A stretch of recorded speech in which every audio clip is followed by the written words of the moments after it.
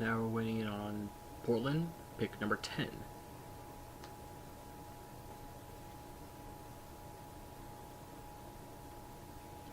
They get CJ McCollum to join Damian Lillard as another small guard. Now back to Trey Burke. I'm hearing that he's getting traded. I'm not quite sure on who yet. Okay. Originally I was seeing on Twitter that he was going to Portland, which I didn't think made a lot of sense for the same reason as Minnesota makes sense because they have a lot of point guards, and Portland has Damian Lillard.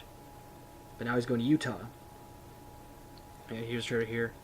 Trey Burke going to Utah for pick number 14 and 21 in this draft. So Minnesota's getting a bunch more picks, and Utah gets a point guard, which is a good move for them. Point guard last year was Mo Williams. He's a decent point guard, but you can't build around him. He'll be a good player. I think in Utah will be good. A young point guard he'll be able to develop along with a lot. Utah is in a good position. They've got a lot of good young players. Look at their front court. They've got Enes Kanter at center, Derek Favors at power forward, Gordon Hayward, who's a great young versatile player. He's big, he's lanky, he's a good small forward pick for them, and they have Alex Burke. So now if you add Trey Burke to that mix, you've got 5 solid young players who are all top 10 draft picks of their respective years as a starting 5 that you can grow with. And now with the addition of Jerry Sloan coming back in a more managerial type manner, Utah's got a bright future. Regardless of what happens, because they still got to deal with Paul Millsap and Al Jefferson, who could possibly be leaving. But they've got a young, bright future. And they were competing for a playoff spot last year, so they're in a good place to start. Now we'll move on to Portland and CJ McCollum. A 2 guard, which is something that Portland does in fact need. He's just a hustle guy.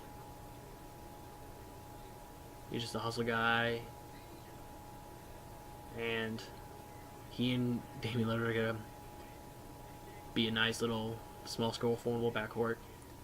Portland still needs help with the bigs, because they have Marcus Aldridge, and last year they've been playing J.J. Hickson at center, who's 6'9", 240, not quite center material, which has forced Marcus Aldridge to play at center, which is not his natural position. With his skill set, he is one of the top power forwards, not centers. So, we'll see what they do. They did draft Myers Leonard last year, but he's still not quite ready. Interesting to see if they have free agency, if they look out to get a veteran center. Hard to say. There's not many of those around right now. But this is good. Solidifying their backcourt. So now you've got a solid threesome with Damian Lillard, LaMarcus Aldridge, and McCollum. Just got to see what Portland's got left up their sleeves. Here we go with Philadelphia 76ers with pick number 11, after all their moves already today. And in fresh need of a point guard, the Philadelphia 76ers select Michael Carter-Williams, point guard out of Syracuse. I know a lot about this guy, kind of, because as me being a Dallas Mavericks fan, we were looking to take him 13, which I don't think we would have. But he's a big point guard, good passing skills. The videos I've seen of him, though, he looks a little inconsistent, because he doesn't score a lot. He's not a great defender. He's basically just a big guard who's going to be able to move the ball.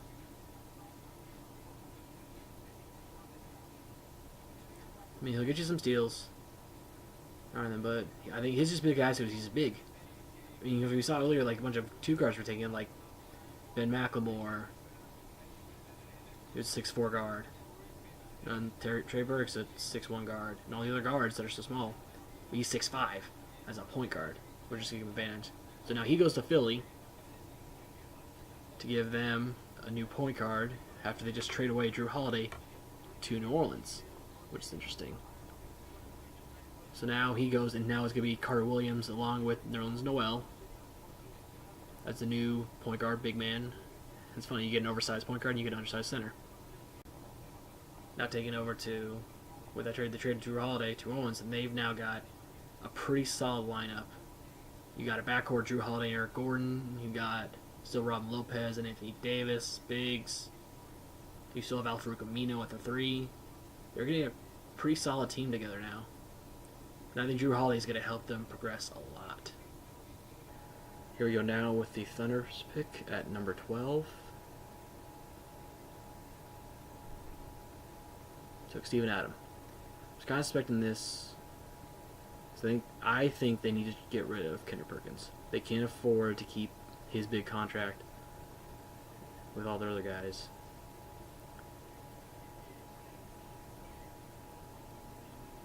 Thank goodness, I think they're setting up to trade Kendrick Perkins.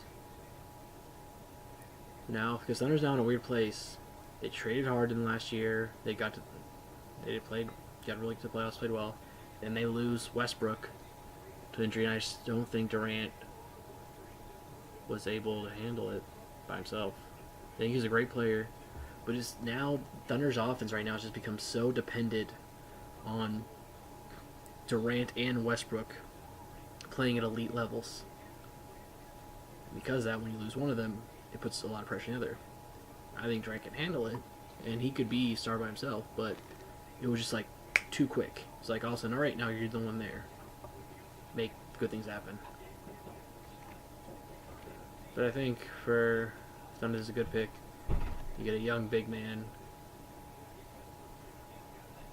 Pair him with Serge Ibaka. And it'll be good. It'll be interesting to see how because they have a lot of other young players they need to develop. They still have Perry Jones from last year, didn't really get a lot of playing time. They still have Jeremy Lamb, who I think they could possibly package with Kendrick Perkins to get probably a better 2. Because Kevin Martin's good, but he's just really one-dimensional. He's going to score, do nothing else. He's not going to rebound. He's not going to really get you assists. He's not going to steal. Poorly about Steven Adams. He's a poor video shooter. That's a lot of players in the league, especially centers. But that's something that's easy to work on. Come from me, who doesn't play basketball professionally. But I think that's all it's setting up for. I think Thunder's setting up for trade. Okay, now we're at pick number 13, my Dallas Mavericks. Yes, I'm a big Dallas Mavericks fan, as evident also by my replica Mavs championship ring. Dallas is probably going to trade this pick, and I'm getting sourced from Twitter that they did trade the pick to Boston. And Boston's going to take Kelly Olynyk.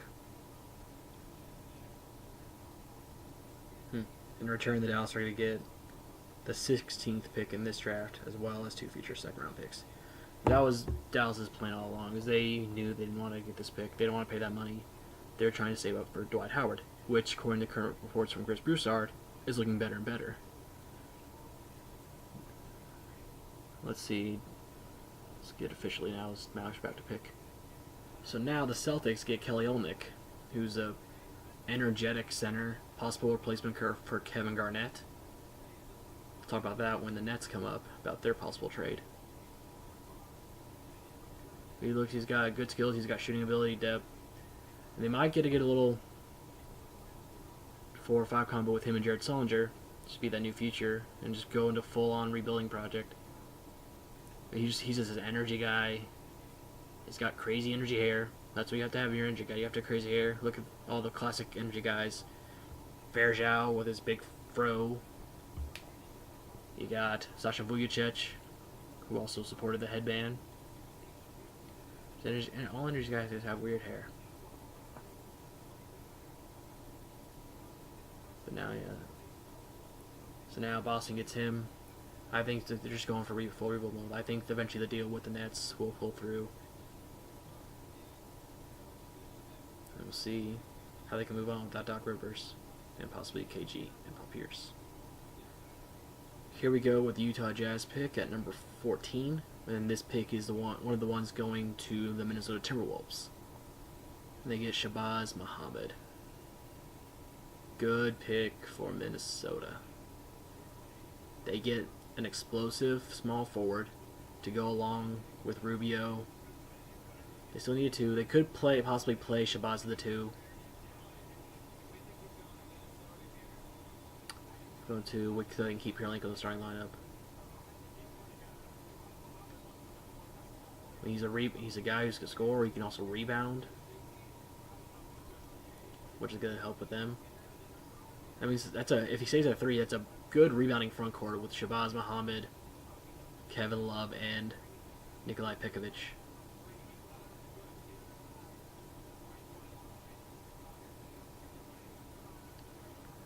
Yeah, but I can see him play 2 or 3. I see probably a 3, mostly, but I think they can develop him into a 2.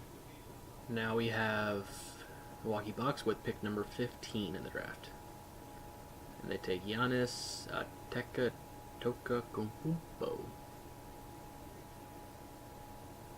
Forward out of Greece. Interesting to see if he's if he is a player who's going to stay overseas or going to come to the NBA right now. Interesting. Probably a small forward. Really tall, but really skinny. Following the Durant model.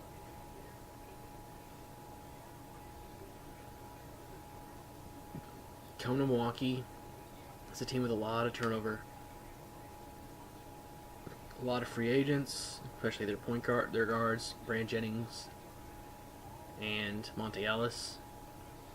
Ellis opted out of his contract, whereas Brand Jennings was a free agent. So they could probably wrap Brand Jennings.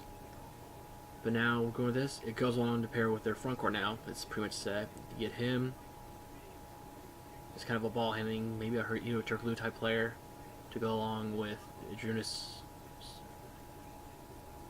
Ezron Ilyasova and Larry Sanders. Larry Sanders is a good young big man. Great defensively, lanky but strong. Can block shots, get rebounds, and has really stepped up his offensive game. Still not a great offensive player, but he's stepped up big time.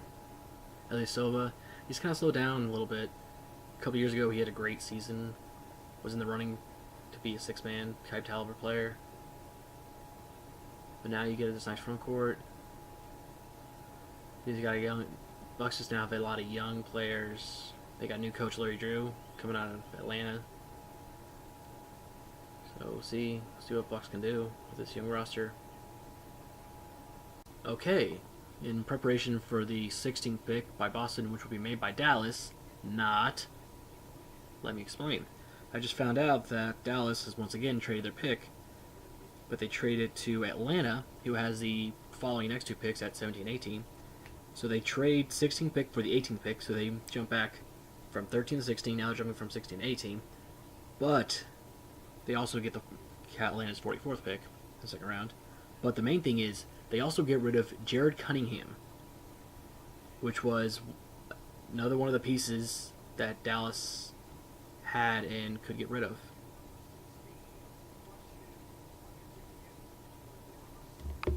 Because they only have a couple more players in the contract they can trade. One was Jared Cunningham, a first round pick last year. I enjoyed him. He's a good young player, athletic, but just with our team right now, we don't need that kind of young development. So you see, so now he goes to Atlanta.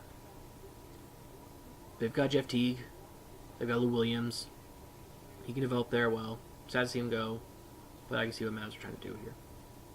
Here we have Boston's pick number 16, which they traded to Dallas, who then traded it to Atlanta. So let's see who Atlanta picks. They take Lucas Nogueira, center from Brazil. Interesting to see what they do with him in Atlanta. They have Al Horford,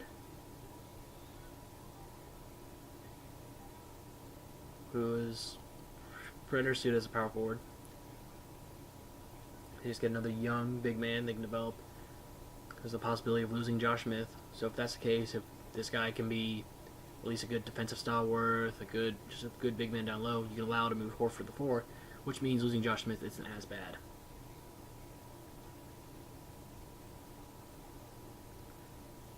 Let's see his stats. What we got here? Okay, 7'2", 15", so he's big, but still skinny. He's got height.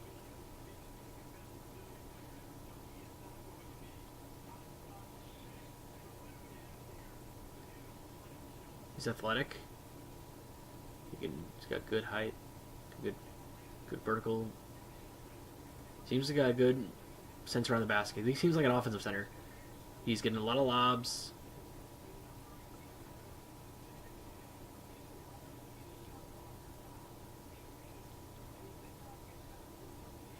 Okay.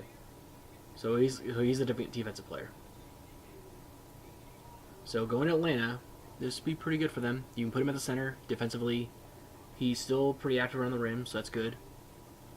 So now you put him, you move Horford to the 4. That gives him a little more versatility there, as well as better position players. And like I said, this is probably, if anything, a defensive pick to protect them from losing Josh Smith. So it softens the blow. Here we have the Atlanta Hawks with pick number 17. Remember, they got pick number 16 from Dallas by way of Boston to get center. So let's see what they get with 17. Dennis Schroeder from Germany. A lot of people were big in on him. Point guard. Kind of small, but athletic. And another interesting another interesting question for Atlanta: will he stay overseas or will he come to the NBA?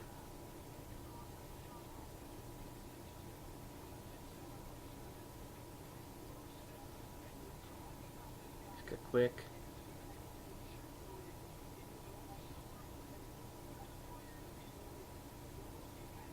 So see what he does with Atlanta. They've got Jeff Teague there. They've got a lot.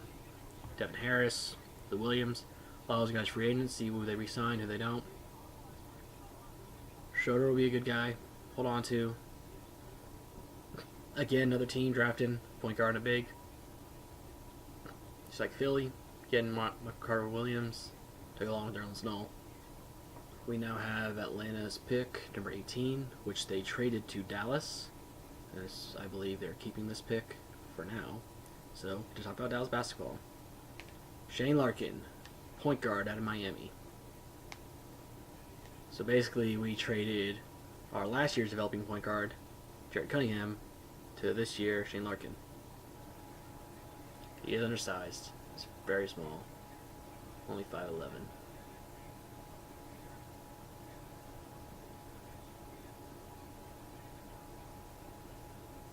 He's really athletic, good shooter, good ball handling skills.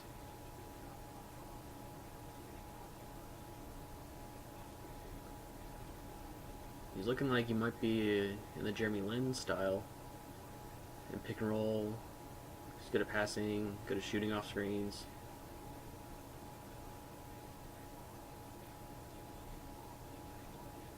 So